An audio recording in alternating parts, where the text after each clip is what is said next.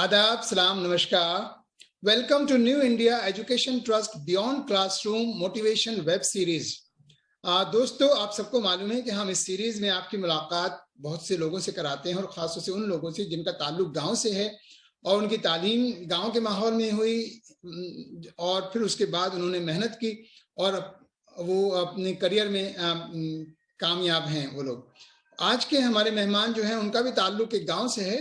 मोहम्मद इरफान साहब, उनका ताल्लुक है निर्वाणी गांव, जिला मुजफ्फरनगर में। तो आज हम उनसे मुलाकात करेंगे और जानेंगे कि उनका जो तालीमी सफ़र है और उनका जो करियर है वो किस तरह का रहा। मोहम्मद इरफान साहब जो है वो एक मैकेनिकल इंजीनियर हैं और हम उन्हीं से जानेंगे कि उनका तालीमी सफ़र किस तरह से रहा। मोहम्मद इरफान साहब, welcome to this web series. जी, अस्सलाम वालेकुम sir. Thank you very much Jai. Thank you very much Jai for just I am being here. और जहाँ तक एजुकेशन का सवाल है, मेरे साथ एक बहुत अच्छी बात ये रही है कि मुझे फर्स्ट क्लास से ही एक मॉन्टेसरी मिला। नहीं तो अक्सर ये होता है कि जब गांव में जो भी बच्चे पढ़ते हैं उनको, आजकल तो खैर बहुत फैसिलिटीज हो गई है, बट इन माय टाइम ये था कि जब हम लोग 6th क्लास में आते थे तब हमें ABCD सीखने को मिलती थी। मेरे साथ अच्छी बात ये रही कि when I was in first class, तो एक साल पहले ही हमारे यहाँ पर मॉन्टेसरी शुरू हुआ था, जहाँ पर मेरी फर्स्ट टू फिफ्थ मेरी एजुकेशन हुई, जिसका मुझे बहुत फायदा मिला। तो जब यानी अंग्रेजी पढ़ना जो है वो पहली क्लास से ही शुरू कर दिया था? जी बिल्कुल, पहली क्लास से ही शुरू कर दिया था, जो कि गांव में अक्सर वो मौके पहले नहीं मिलते थे। आज की डेट में तो बहुत सारे इंस्टीट्यूट हो गए जो वो सब सुविधाएं है, बट पहले ऐसा नहीं था जो। हाँ, और जैसे ही मैं 6th क्लास में गया तो फिर हमें उस चीज का बड़ा फायदा मिला, बिकॉज वहां पर बहुत सारे स्टूडेंट होते थे जिन्होंने शुरुआत की थी जय इंग्लिश में, और हमें चूंकि वो बहुत पहले से आती थी तो फिर हमें वहां पर पीछे मुड़ के नहीं देखना पड़ा जाए। 5वीं क्लास तक, पहली क्लास से लेके 5वीं क्लास तक आप अपने गांव में ही, निर्माणी में ही कोई मॉन्टेसरी स्कूल था जिसमें आपने अपनी तालीम हासिल की? जी बिल्कुल जी। उसके बाद कहाँ गए आप 6th क्लास में? उसके बाद फिर actually I was the first student of my village जिसने 6th क्लास में डायरेक्टली एडमिशन लिया हरसौली में इंटर कॉलेज में। नहीं तो अक्सर ये होता है कि हमारे यहाँ के जो बच्चे हैं वो बेसिकली 9th क्लास में एडमिशन लेते हैं। अच्छा। तो ये भी एक अच्छा रहा कि हमें एक इंटर कॉलेज का लेवल हमें मिला वहां पर जो है, क्योंकि फैकल्टीज बहुत अच्छी थी वहां पर उस वक्त में। आई एम श्योर अभी भी अच्छी होगी। तो हरसौली तो आपके यहाँ से काफी दूर है, आपके गांव से? हाँ, तो हरसौली पैदल जाते थे सर। अच्छा, पैदल जाया करते? कितने किलोमीटर का ये सफर था? ये अराउंड 3.5 किलोमीटर का पड़ता है एक तरफ से? तो हाँ जी, हाँ जी। तो 7 किलोमीटर रोजाना 7 किलोमीटर पैदल चलना, 3.5 जाना और 3.5 आना। हाँ, गांव के बच्चों के लिए वैसे कुछ बड़ा नहीं होता था पहले। तो हाँ। आजकल मुझे लगता है थोड़ा सा आजकल ज्यादा हो गया, क्योंकि बच्चों को मतलब उस तरह की आदतें नहीं है जो है। और आफ्टर जस्ट 2 years आई गोट ए साइकिल जो है ऑफ 20 इंचेस, क्योंकि वो छोटा था, मैं तो पैर नहीं आते थे। 22 इंची जो एक वो नॉर्मल जो साइकिल होती है, तो आई गोट काफी 20 बच्चे जाते होंगे साइकिल। निर्माणी से हरसौली, काफी बच्चे जाते होंगे? हाँ, जाते थे, बट मैं उनमें सबसे छोटा था, बिकॉज जो भी बच्चे जाते थे वो फिर 9th क्लास में बड़े थे? एडमिशन उन लोगों ने लिया था। हाँ, जी आई जी। Was the youngest youngest one. One. हाँ, जी चलिए, बड़ी अच्छी बात है। तो फिर आप तो वहाँ हरसौली के इंटर कॉलेज से आपने हाई स्कूल किया? जी बिल्कुल जी। और मैं ये कहूँगा कि बहुत अच्छी फैकल्टीज थी, तो उसका हमें बड़ा फायदा मिला। 6th to 10th हमने वहां से की जाए, तो मतलब 10th जब हमने की तो हमें एक अलग लेवल का कॉन्फिडेंस था जाए। हाँ। तो उसका फिर हमें फायदा मिला आगे भी जाए। और चूंकि आपका फेवरेट सब्जेक्ट क्या था? मेरा ड्राइंग होता था जय, और इसीलिए शायद मुझे इंजीनियरिंग में मौका मिल गया। अच्छा, ड्राइंग आपका फेवरेट था और साथ में हाँ, मैथमेटिक्स ड्राइंग भी एंड अच्छा लगता होगा, मैथ। जाहिर है मैथमेटिक्स भी हाँ, आपको अच्छा लगता होगा। मैथमेटिक्स बहुत अच्छा लगता था जय। हाँ। जी। तो ये कब दिमाग में आया आपकी, चूंकि आपने डिप्लोमा किया 10th क्लास के फौरन बाद, आपने डिप्लोमा किया है, आपने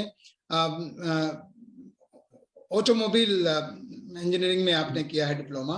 तो ये दिमाग में हाँ जी। कैसे आया कि आप ऑटोमोबाइल इंजीनियरिंग की तरफ जाएं? नहीं, एक्चुअली ये मेरे दिमाग में नहीं आया, टू बी वेरी ऑनेस्टली। कि हमें जस्ट एक फादर ने बोला कि भाई कुछ लड़के हैं जो कि इंजीनियरिंग डिप्लोमा के लिए जा रहे हैं, तो अगर तुम्हें भी जाना है तो तुम भी जाइए। तो मैंने बोला जी मैं तो बिल्कुल जाऊंगा जय। अच्छा, हाँ फादर, चूंकि खेती का आपको पता है, खेती से एक घर चलाना अपने आप में वही बड़ा मुश्किल होता है जय, और फिर ऊपर से पढ़ाई के लिए इतना खर्चा निकालना वो अपने आप में एक बहुत बड़ा चैलेंज होता है, मैं ये कहूंगा। और हाँ, पहले तो ये बहुत ज्यादा था, अभी तो फिर भी लोगों के पास बड़े अलग अलग सोर्सेज है इनकम के, बट पहले बहुत ही लिमिटेड थे जय। लेकिन हम्म। वालिद वालिद साहब की तरफ से ये था कि भाई हम तो मतलब पढ़ा सकते हैं, बाकी पढ़ना तुमने है जय। तो I was ready for that, इसलिए मैंने वो ऑप्ट किया। तो ये डिप्लोमा कहाँ से किया आपने? ये हमारा इसमें महाराष्ट्र में एक पड़ता है लातूर, जहाँ पर लातूर। ये अर्थक्वेक आया था हाँ, बड़ी 1993 में आई पॉपुलर थिंक। जगह है लातूर को, सब पूरी दुनिया जानती है। अर्थक्वेक की वजह से खासतौर से पूरी दुनिया लातूर को जानती हाँ जी, तो ये महाराष्ट्र का इसमें मराठवाड़ा में आता है ये, तो मैंने वहां से डिप्लोमा किया है, 3 इयर्स का डिप्लोमा था। है। अच्छा, फिर उसके और बाद आपने और फिर उसके बाद आपने इंजीनियरिंग भी की? हाँ, उसके बाद फिर वहीं मराठवाड़ा यूनिवर्सिटी पड़ती है, डॉक्टर बाबा साहेब अम्बेडकर मराठवाड़ा यूनिवर्सिटी, तो आई डिड डीई फ्रॉम ये देयर इन डिप्लोमा के मैकेनिकल। फौरन बाद ही आपने इंजीनियरिंग में एडमिशन ले लिया? हाँ जी, हाँ जी, कंटिन्यूएशन में फिर इंजीनियरिंग में एडमिशन ले लिया। Mechanical engineering. जी जी जी। एक्चुअली जी। हम उस टाइम चूंकि कॉलेजेस का प्राइवेटाइजेशन था नहीं, तो हमारे यहाँ पर नॉर्थ इंडिया में उस तरह के इंस्टीट्यूट नहीं थे कि हम लोग प्राइवेट में एडमिशन ले सके। और जो फिर कंपटीशन वाले थे या फिर नेशनल लेवल के जो इंस्टीट्यूट थे, उनका वेरी ऑनेस्टली कि हमें पता भी नहीं था कि क्या हम्म। उनका प्रोसेस है, कैसे होता है। तो मतलब we were not aware about that. हाँ, हाँ।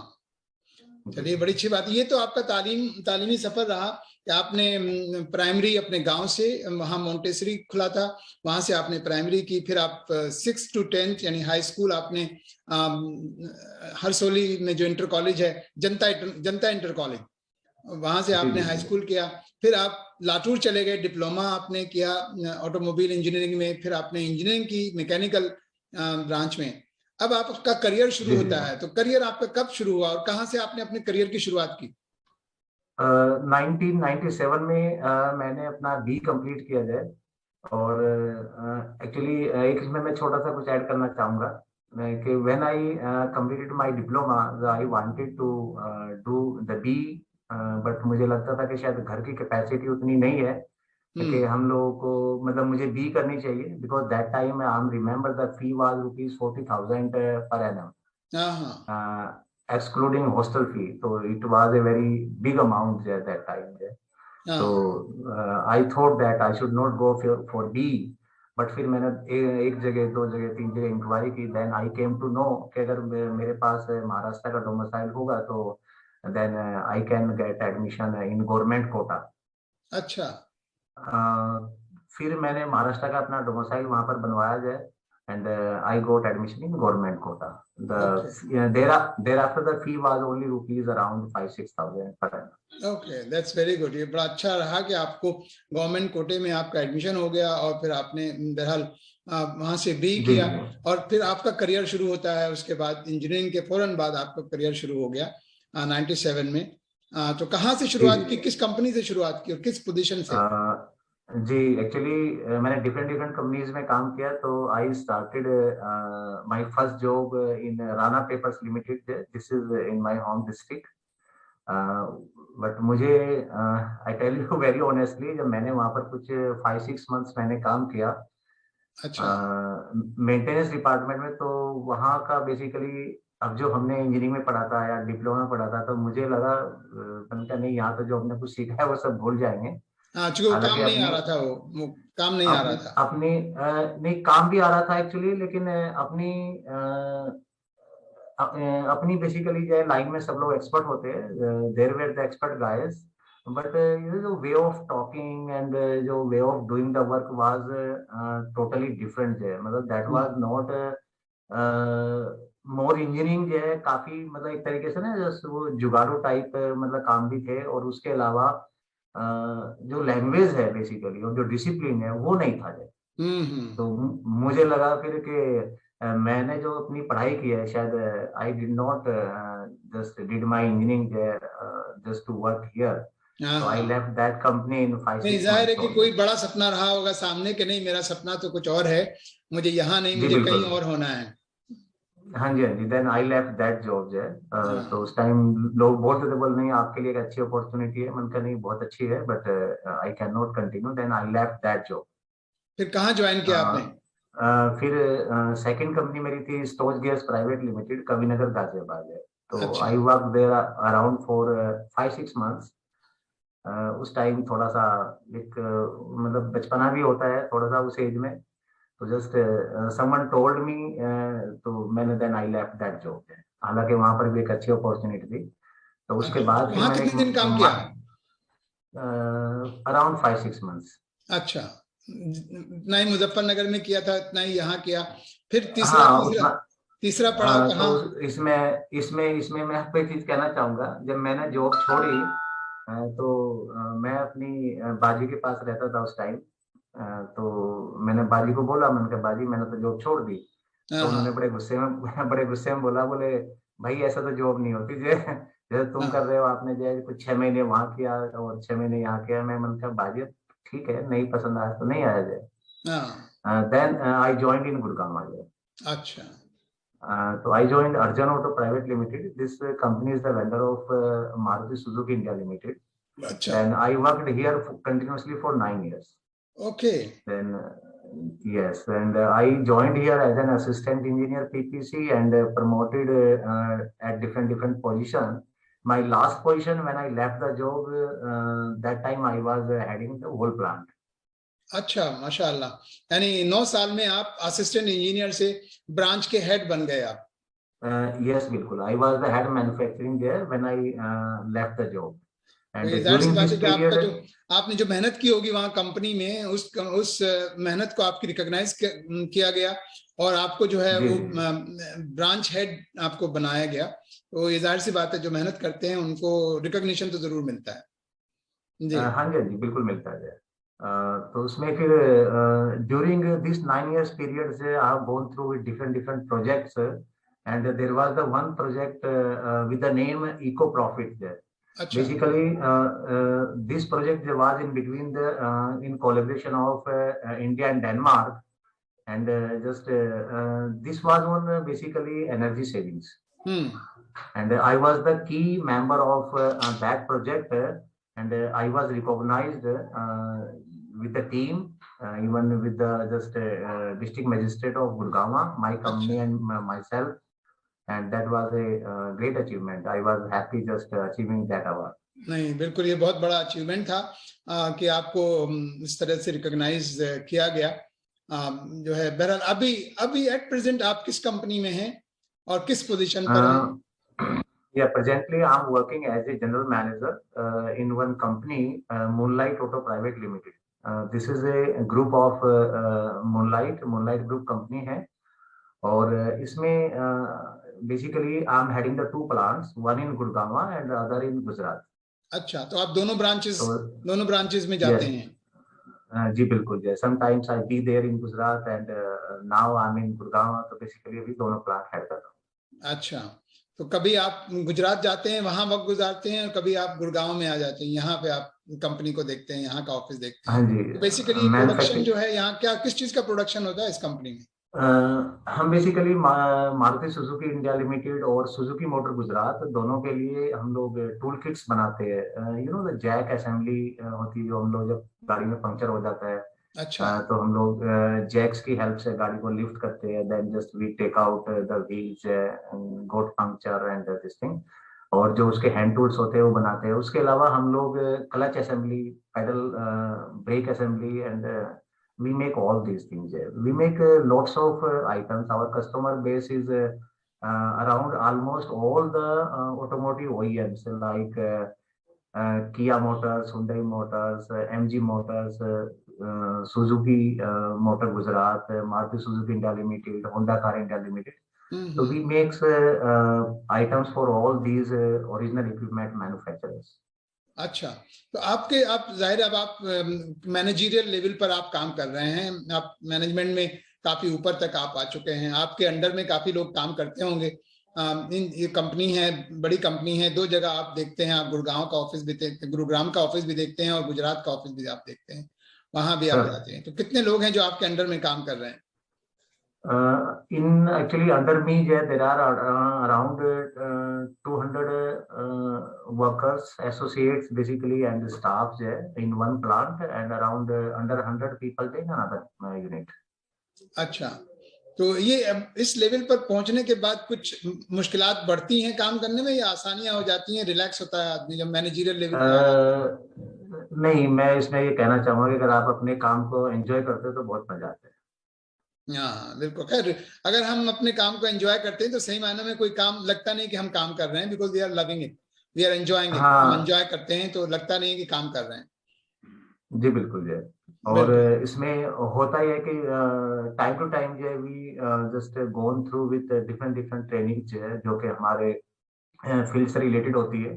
हाँ। किसी भी इंडस्ट्री को चलाने के लिए जो कंसर्न लोग हैं वो जानते हैं कि एक सिस्टम होता है। आपने I am sure you may have heard the ISO, international standardisation for organisation है।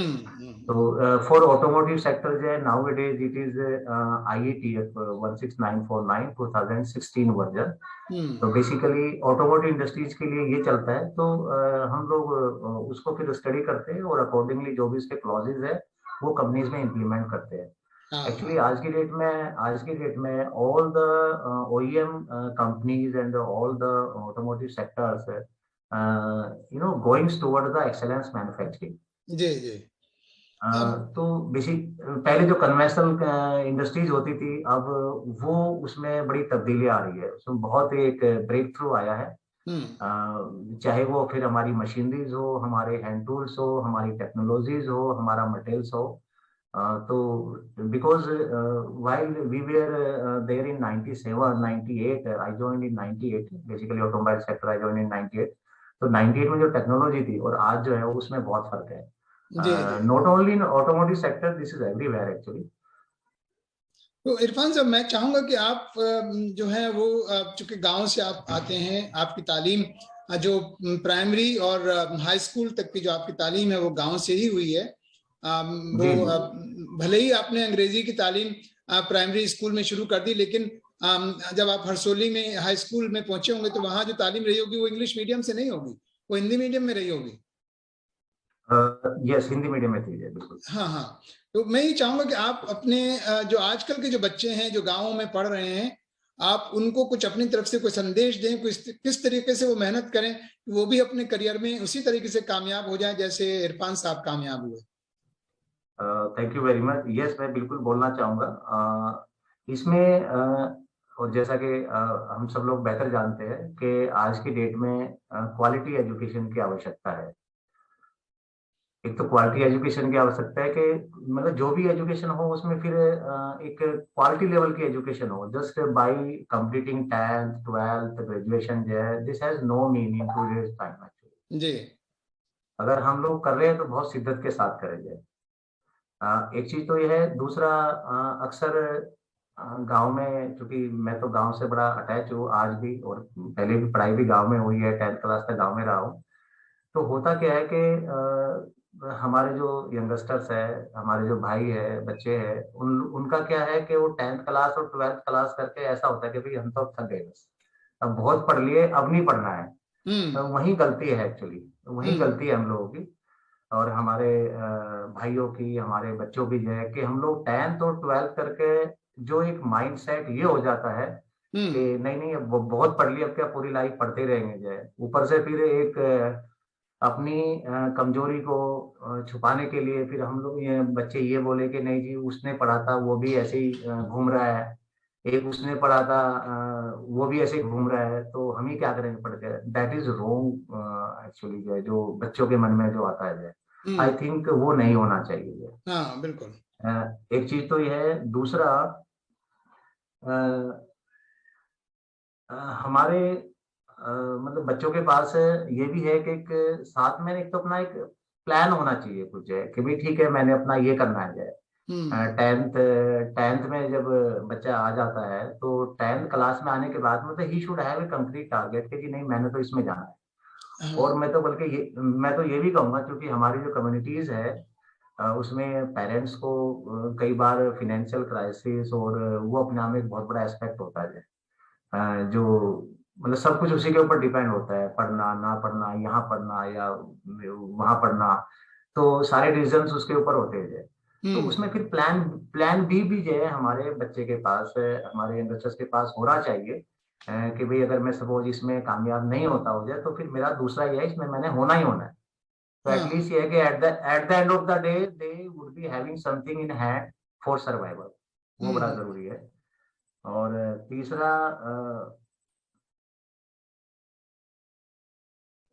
तीसरा मतलब मेरी तरफ से ये रहेगा कि क्योंकि जैसा हमारे टाइम में मैंने आपको बताया कि हमें कुछ नहीं आइडिया था बिल्कुल भी, बट आई थिंक अभी यंगस्टर से मैं तो ये कहना चाहूंगा कि मतलब they should try for national level of institute and the universities, क्योंकि जो जो फैकल्टी वहां होती है वो फैकल्टी किसी, आप चाहे अगर बहुत अच्छा पैसा देकर भी किसी प्राइवेट में जाते तो वहां रेयरली मिलेगी।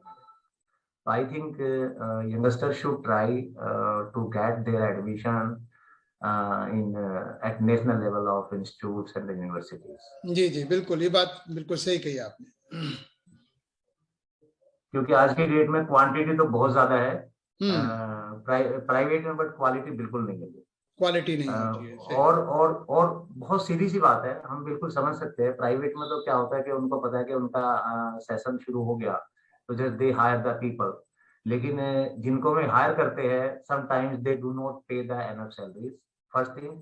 सेकंड ये भी है कि जो प्रोफेसर्स होते हैं उनको भी ये लगता है कि भाई if they are getting the good packages in another institute तो वहां चले जाते हैं। तो बेसिकली एक वो जो डिवोशन होता है ना वो आ ही नहीं पाता है।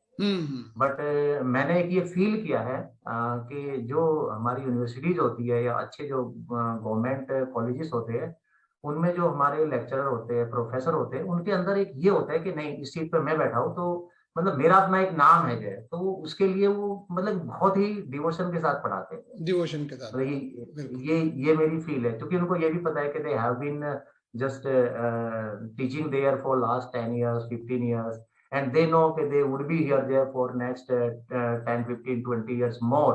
तो मतलब एक उनका अलग होता है। तो आई थिंक ये एक बहुत बड़ा फर्क है, क्योंकि बिल्डिंग से नहीं होता, मेन फैकल्टी से होता है सब कुछ। बिल्कुल बिल्कुल, there is no doubt about that.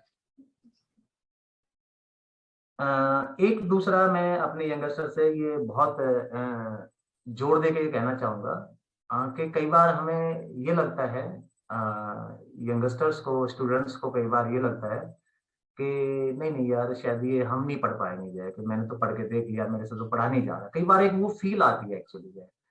तो वो जो फील आती है उसमें मैं ये कहना चाहूंगा सभी स्टूडेंट से, यंगस्टर से, अपने से छोटों से कि कुछ लोग हो सकता है हमारे से ज्यादा इंटेलिजेंट हो, लेकिन हम कॉन्फिडेंटली कैन से कि अगर कोई हमारे से ज्यादा इंटेलिजेंट है और हम अपनी मेहनत से उनसे भी आगे निकल सकते हैं। तो आई थिंक ये एक जज्बा हमें पैदा करना होगा जय, बिल्कुल कि हम हमारे अपने जो एफर्ट्स है, हमारी अपनी जो मेहनत है वो उस लेवल की होनी चाहिए, क्योंकि मेहनत से हम लोग सब कुछ कर सकते हैं।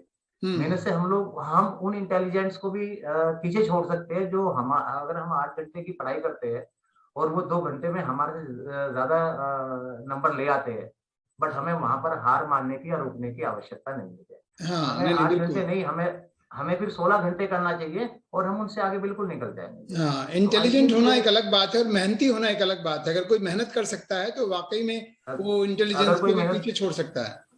जी बिल्कुल, वो तो एक खुदा ताला की दी हुई नियामत है, गॉड गिफ्ट है। इंसान के पास कितना दिमाग है, कितना इंटेलिजेंट है, कितना नहीं है, वो तो हमारे हाथ में नहीं है, बट हम अपनी मेहनत से उससे आगे निकल सकते थे। तो आई थिंक ये शायद हमें करना पड़ेगा जय, और फिर मैं समझता हूँ कि उन्हें कोई रोक नहीं सकता।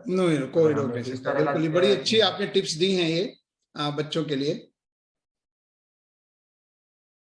सेकेंडली मैं ये भी कहना चाहूंगा कि आज की डेट में हम लोगों को आई थिंक एक जो लेटेस्ट टेक्नोलॉजी है उसको हमें बिल्कुल फॉलो करना चाहिए। क्योंकि एक पहला वक्त था कि ठीक है जी हम लोगों ने लाइब्रेरी से किताबें ले ली है, किताबों के बगैर तो आज भी नहीं काम चलेगा, लेकिन अगर कोई और भी दूसरी टेक्नोलॉजीज है तो हमें उसकी भी प्रैक्टिस साथ साथ अपने लेके चलनी पड़ेगी, बिकॉज जब हम लोग कहीं एग्जाम्स देने जाएंगे, एंट्रेंस देने जाएंगे, तो हमें कई सारी चीजों की आवश्यकता होती है। जो आजकल डिजिटाइजेशन जो हो रहा है, आई थिंक हमें उसको भी साथ में पैरेलली लेके चलना चाहिए।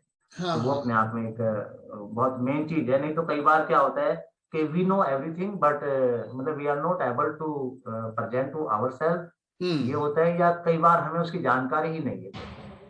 तो एक तो हाँ ये है कि हमें लेटेस्ट टेक्नोलॉजी को अडॉप्ट करना चाहिए। दूसरा साथ साथ ये भी है कि मतलब we should fix up our targets, our goal, मतलब विद द ओपन आईज से बिल्कुल हमें करना चाहिए। ये नहीं कि नहीं जी बस ठीक है, किसी ने बोला है जी पुलिस में जाना है तो पुलिस में ही जाना है। नहीं नहीं, I think we should take time just to decide all these things. आप समय लो, 1 साल लो, 6 महीने लो, 2 साल लो, कोई दिक्कत नहीं है। बट एक बार अगर हमने टारगेट फिक्स कर लिया, then we should work on that. हाँ, यानी तो हम लोग ये बहुत जरूरी है। ये बहुत जरूरी है कि आपको अपना टारगेट हाँ जरूर डिसाइड करना है कि आपको करना क्या है जिंदगी में। हाँ जी, ये अपने आप में एक बहुत बड़ी चीज है कि हम लोग ने वो कर नहीं पाते जो है। कई बार जी 10 चीजें माइंड में होगी। मैंने जो है अनीस सर से बात की तो पता चला वो आपने कुछ बता दिया, किसी दूसरे ने कुछ बता दिया, किसी ने कुछ बता दिया। नहीं, ऐसा नहीं, ठीक है, उनसे आप इनपुट लो। उनसे इनपुट लिए बगैर तो आप डिसाइड नहीं कर सकते। बट बिल्कुल। इनपुट लो उसको, you think 100 times, but once you have decided then we have to just go straight on बिल्कुल दैट पाथ बिल्कुल। What we have decided. बिल्कुल एक बिल्कुल। एक अपने आप में ये है। पेरेंट्स के लिए मैं यहाँ पर एक छोटी सी बात जरूर कहना चाहूंगा कि आई थिंक पेरेंट्स का मैंने कई बार देखा है, दुख भी होता है कई बार ये सुनते कि पेरेंट्स ने बड़े स्ट्रेट फॉरवर्ड जो है अपने अंदाज में अपने तरीके से बच्चे को ना बड़ा डिमोटिवेट करते थे कि भाई तुझे पढ़ना हो तो पढ़ ले, और फिर तेरे पास 6 महीने हैं, उसके बाद फिर हम तुझे नहीं पढ़ा सकते। मतलब that type of language I think वो अपने आप में बिल्कुल गलत है। क्योंकि वो तो बहाना ही चाह रहा कि ठीक है उसका उससे पीछा छूटे जाए। क्यों? क्योंकि उसको एटमोसफेयर नहीं मिला, उस चीज का एटमोसफेयर नहीं मिला, तो फिर वो उस पर फोकस ही नहीं कर पाया जाए।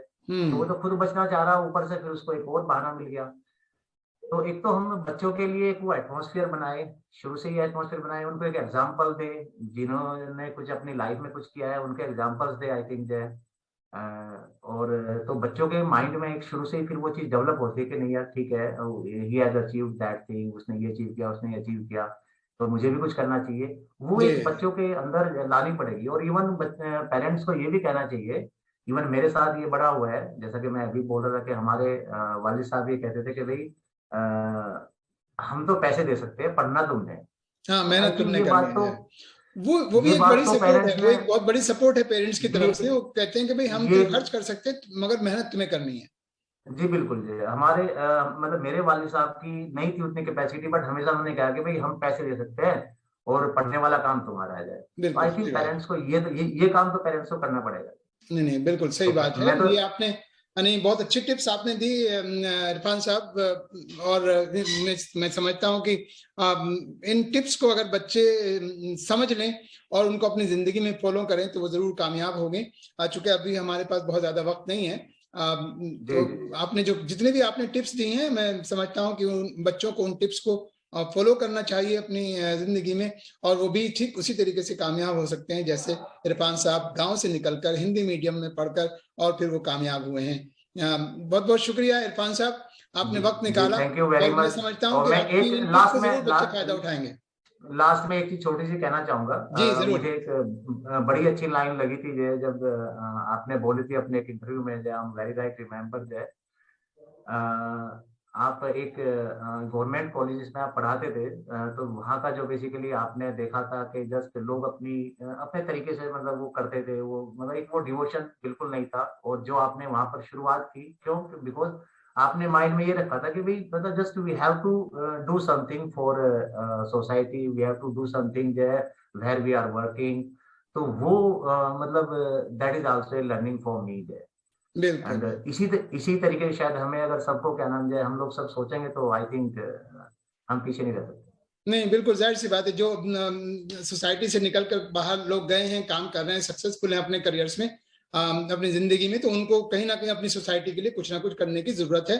और वो सब जी बिल्कुल। करें तो फिर सोसाइटी जरूर तरक्की करेगी। जब सोसाइटी तरक्की बेशक। करेगी तो राज्य, स्टेट, कंट्री, मुल्क इसी तरीके से तरक्की करता है जब सबकी जी उसमें बिल्कुल। साझेदारी होती है, सबकी भागीदारी होती है। और खुशी होती है कि उसमें हमें हमारा अपना कंट्रीब्यूशन भी है, तो वो एक अलग तरह की फील होती है जो हम कभी नहीं ला सकते थे। बिल्कुल बिल्कुल बिल्कुल बिल्कुल। बहुत बहुत शुक्रिया इरफान साहब, बड़ा अच्छा लगा आपसे बात करके, बहुत बहुत शुक्रिया। Thank you very much sir. दोस्तों, ये थे हमारे आज के मेहमान मोहम्मद इरफान साहब, जिनका ताल्लुक निर्मानी गांव जिला मुजफ्फरनगर से है, जिनकी पूरी तालीम गांव से हुई, कुछ इंग्लिश मीडियम में और कुछ हिंदी मीडियम में, और आप अपनी जिंदगी में, अपने करियर में काफी कामयाब इंजीनियर हैं, मैकेनिकल इंजीनियर हैं, बहुत बड़ी कंपनी में आपके अंडर में 300 के लगभग आदमी काम करते हैं।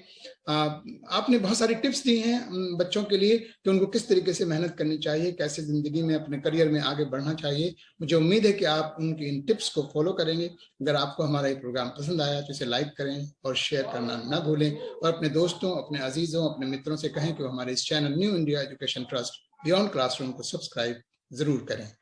थैंक यू, शुक्रिया, धन्यवाद, हैव अ ग्रेट टाइम।